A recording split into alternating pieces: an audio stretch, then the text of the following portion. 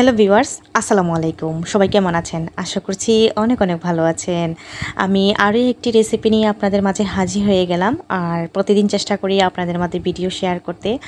আজকে দেখাবো কিভাবে আমি বাসায় স্যালাড কাটি এবং সালাদ তৈরি করি। ভিউয়ার্স, আমি কিন্তু যখন ডায়েট করি, এখন তো রোজার মাস, ডায়েট করি না, যখন রোজার মাসের আগে ডায়েট করি, আর আমি এই সালাডটা দুপুর বলেন রাত্রে বলেন এটা আমি রাখি, এবং ভাত এবং বিরিয়ানি আখনি যাই বলেন এটা কিন্তু আমার লাগবেই, এটা কিন্তু থাকবেই। কারণ এই সালাডটা মানে বানানোর পরে এতটা টেস্টি, এতটা ইউমি, না বানালে, একবার বাসায় না ট্রাই করলে জীবনে বুঝতে পারবেন না। ভিউয়ার্স, আমি এখানে দেখিয়ে দিচ্ছি কি কি সবজি নিয়েছি। গাজর নিয়েছি, শসা নিয়েছি, টমেটো নিয়েছি, পেঁয়াজ কুচি নিয়েছি এবং কাঁচামরিচ কুচি নিয়েছি। এবং দেখতেই পেরেছেন আমি কিন্তু গাজরটা, শসা, টমেটো সব উপকরণই কিন্তু এখানে খুব চিকন চিকন করে কাটছি, কারণ আমি কিন্তু চিকন কাটতেই ভালোবাসি, চিকন আমার অনেক ভালো লাগে। ভিউয়ার্স, এখানে আপনারা দেখতে পাচ্ছেন টক দই নিয়েছি। টক দইটা আমি এভাবে ছেঁকে নিচ্ছি, কারণ এটা যাতে পানি থাকে না আর বেশি একটা যাতে টক হয় না, সেজন্যই কিন্তু আমি এই কাজটা করেছি। আপনারা টক দইটা কিন্তু ছেঁকে নেবেন। এখন আমি বাটিতে কিন্তু দইটা নিয়ে নিয়েছি এবং দিয়ে দিয়েছি মেয়োনিজ। আর মেয়োনিজটা আমার বাসায় তৈরি, আমি এভাবে করে ফ্রিজে রেখে দিই মেয়োনিজটা। আশা করছি আপনাদের আজকের ভিডিওটা ভালো লাগবে, আর ভিডিওটা ভালো লাগলে অবশ্যই লাইক, কমেন্ট, শেয়ার এবং সাবস্ক্রাইব করে আমার সাথে থাকবেন।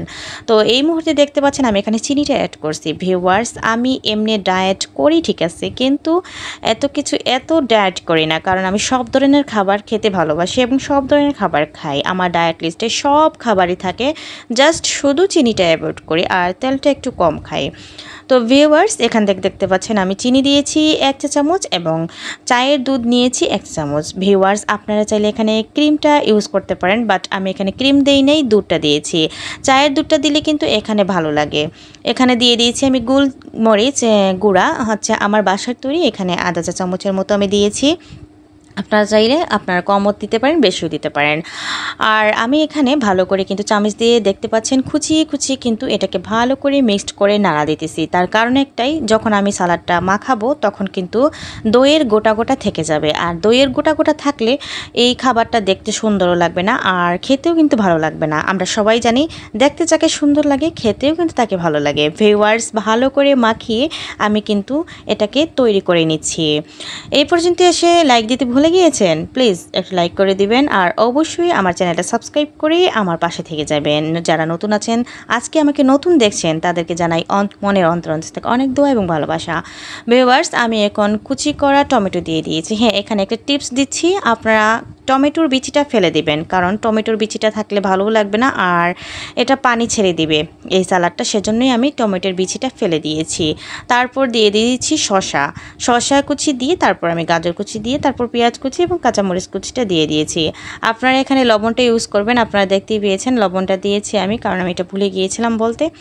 আর লবণটা কিন্তু দিবেন। আমি এখানে আধা চা চামচ দিয়েছি। আমি আমার সবজির পরিমাণ অনুযায়ী সব উপকরণ দিয়েছি। আপনারা কিন্তু এখানে যখন তৈরি করবেন তখন কিন্তু কম বেশি করবেন, যেমন টক দই এবং চায়ের দুধ, চিনি এবং লবণ, এগুলো আপনারা বেশি যদি সবজি হয় বেশি দিবেন, আর যদি কম সবজি হয় আমার মতো এভাবে কম দিবেন। ভিউয়ার্স, আজকে চেষ্টা করেছি আমি কিভাবে বাসায় তৈরি করে আমি খাই, সেটাই আপনাদের মধ্যে চেষ্টা করেছি তুলে ধরার জন্য। আর আপনারা বুঝতেই পারছেন আমার প্রতিদিন ভিডিও দেওয়া লাগে, আর প্রতিদিন ভিডিও না দিলে, আপনাদের মাঝে শেয়ার না করলে আমার ভালোও লাগে না। ভিউয়ার্স, আপনাদের একটা লাইক, একটা কমেন্ট আমাকে নতুন উৎসাহিত জায়গায় ভিডিও নিয়ে আসার জন্য, সেজন্যই কিন্তু আমি বসে থাকতে পারি না, নতুন ভিডিও নিয়ে অবশ্যই আপনাদের মাঝে হাজির হয়ে যাই। দেখতেই পাচ্ছেন এখন কিন্তু আমি ভালো করে সব উপকরণ একসাথে মিশিয়ে নিয়েছি এবং কাছ থেকে দেখিয়ে দিচ্ছি কতটা ইউনিক, কতটা লোভনীয় হয়েছে আমার আজকের এই সালাদ রেসিপি। ভিউয়ার্স, এই রেসিপিটা আপনি বিরিয়ানি, আখনি এবং সাদা ভাত বলেন, রোস্ট, গরুর মাংস, এগুলো রান্না করলে এর সাথে কিন্তু খেলে দারুণ আসে। ভিউয়ার্স, আপনি যখন ডায়েট করবেন আপনারা, তখন কিন্তু এমনিও খেতে পারবেন। আমি এমনিতেই কিন্তু এগুলো খাই, আমার কিন্তু খুবই ভালো লাগে। আর এই সালাদটা কিন্তু আমার সবচেয়ে ফেভারিট। এটা আমি বিগত 1 বছর থেকে কিন্তু খেয়ে আসছি। গত বছরও আমি এটা খাই, গত বছর থেকে শুরু করেছি খাওয়া। এটা খেলে আসলে আমার ডায়েট অনেক লস হচ্ছে, আমার ভালোও লাগতেছে, আর আমার ভালো লাগে এই ধরনের খাবার, সেজন্যই আপনাদের মাঝে নিয়ে আসছি। এখন আমি কিন্তু একটা প্লেটারে নিয়ে ভালো করে সাজিয়ে নিচ্ছি। আর অবশ্যই চেষ্টা করবেন এটাকে সুন্দর করে পরিবেশন করতে, আর পরিবেশন করলে কিন্তু দারুণ লাগবে খেতে। তো ভিউয়ার্স, এখানে ধনেপাতা কুচি দেই নাই, ধনেপাতা কুচি আমি অ্যাভয়েড করেছি, আপনারা চাইলে ধনেপাতা কুচিও দিতে পারেন। এই ছিল আমার আজকের রেসিপি। আজকের রেসিপিটা কেমন হয়েছে অবশ্যই কমেন্ট করতে ভুলবেন না। তো এই দেখেন কালার কতটুকু লোভনীয় এবং কতটুকু ইয়ম্মি হয়েছে। ভিউয়ার্স, আজকের মতো কিন্তু এ পর্যন্তই। নতুন ভিডিও নিয়ে অবশ্যই হাজির হব। সে অবধি সবাই ভালো থাকবেন, সুস্থ থাকবেন। থ্যাংকস ফর ওয়াচিং অ্যান্ড আসসালামু আলাইকুম।